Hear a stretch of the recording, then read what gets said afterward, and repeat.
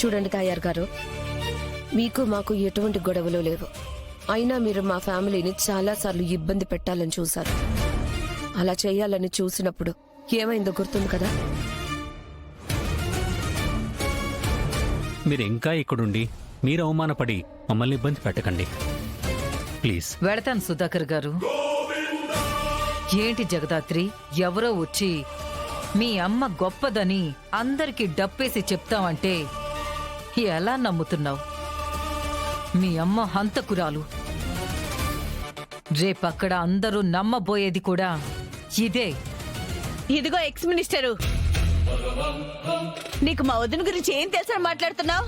వదినా? వదిన? మా వదిన దేవత. ఇంకొకసారి చిలకమ్మా,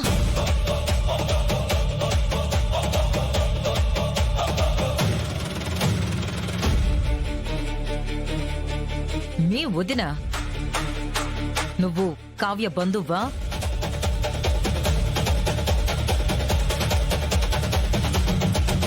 చెప్పు చిలకమ్మా, తాయారు గారు అడుగుతున్నారు కదా, సమాధానం చెప్పు. ఎందుకలా అన్నా?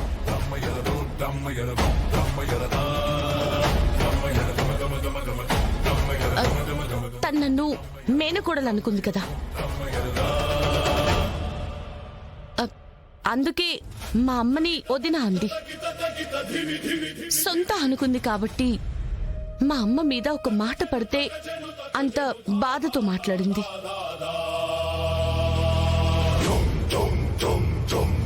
తాయారు గారు, ప్లీజ్ మీరు వెళ్ళండి, లేకపోతే పోలీసులకి ఫోన్ చేయాల్సి ఉంటుంది. అవసరం లేదు కౌశికి గారు, వెళుతున్నాను. రేపు ఆశ్రమంలో కలుద్దాం. అవార్డు ఎలా ఇస్తారో, బోర్డు ఎలా మారుస్తారో చూస్తా. పదరా.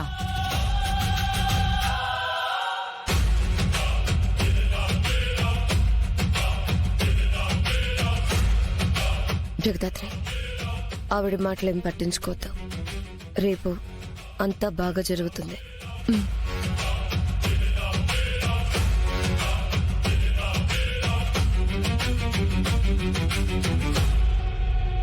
అమ్మే, మనం వెళ్ళి ఆ తాయారుతో మాట్లాడదాం పదా.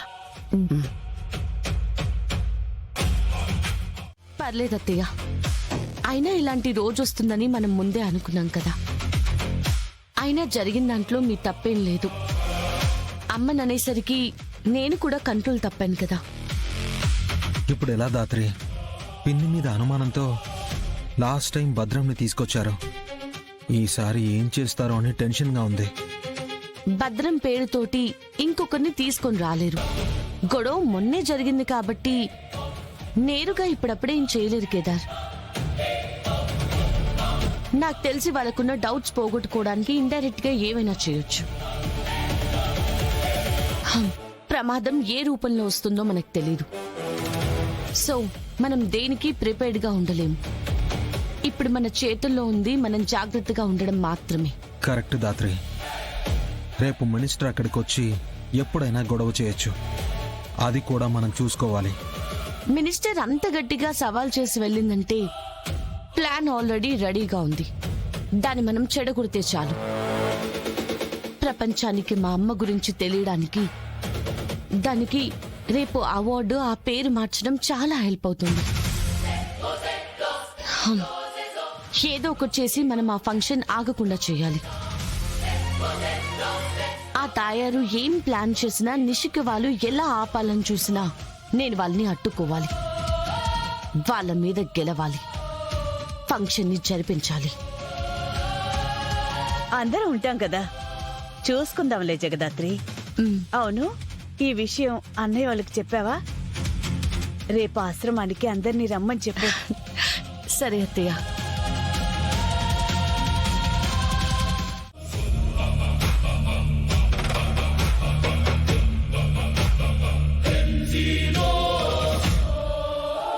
అత్తయ్య, మినిస్టర్ వాళ్ళకి కాల్ చేసి శ్రీవల్లి వాళ్ళతో కౌశిక్ వదిన కూడా వెళ్ళిందని చెప్పండి.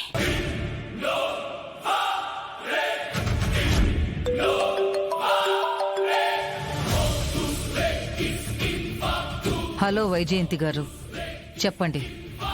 వాళ్ళు బయలుదేరారా? బయలుదేరి ఉండమన్నా. ఇప్పుడే ఇంటి నుంచి మేము ఆశ్రమానికి పోతా ఉండాము. అన్ననా? ఏంటి, మీ పక్కన ఎవరైనా ఉన్నారా? అవునవును, నేను నిషిక, మా ఆయన అందరము వస్తా ఉండాము. జగదాత్రి కేదార్లతో ఒకటే కారులో పోతా ఉండాము. ఓహో, జగదాత్రి పక్కనే ఉందా? అవును. కౌశికినా కౌశికి శ్రీవల్లి వాళ్ళతో స్వీట్స్ కొనేదానికి పోయిండాది. వాళ్ళు నేరుగా ఆశ్రమానికి వచ్చేస్తారు. ఏంటి, చిలకమ్మతో కౌశికి కూడా వచ్చిందా? వాళ్ళిద్దరిని పంపించమని చెప్పాను కదా. అన్నీ మనం అనుకున్నట్టుగా జరుగుతాయన్నా. కొన్నిసార్లు అనుకోని కూడా జరుగుతా ఉంటాయి. దానికి తగినట్టు మనం చేసుకుంటా పోవాలా. ఖచ్చితంగా పిన్ని మావయ్యతో మాట్లాడడం లేదనిపిస్తోంది.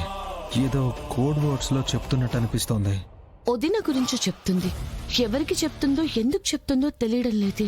వీళ్ళ మాట కంగారు చూసినప్పుడే నాకు డౌట్ వచ్చింది, వీళ్ళేదో ప్లాన్ చేస్తున్నారని. సరేలే, అర్థమైంది. కౌశికి దొరకకుండా చిలకమ్మని కిడ్నాప్ చేయమని చెప్తాను. అట్నేనా? ఉంటానా?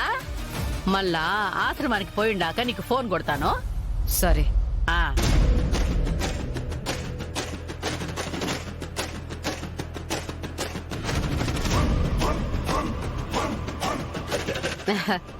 మా నమ్మి మనము బయలుదేరినామా లేదా అని అడిగేదానికి ఫోన్ చేసుండాడు.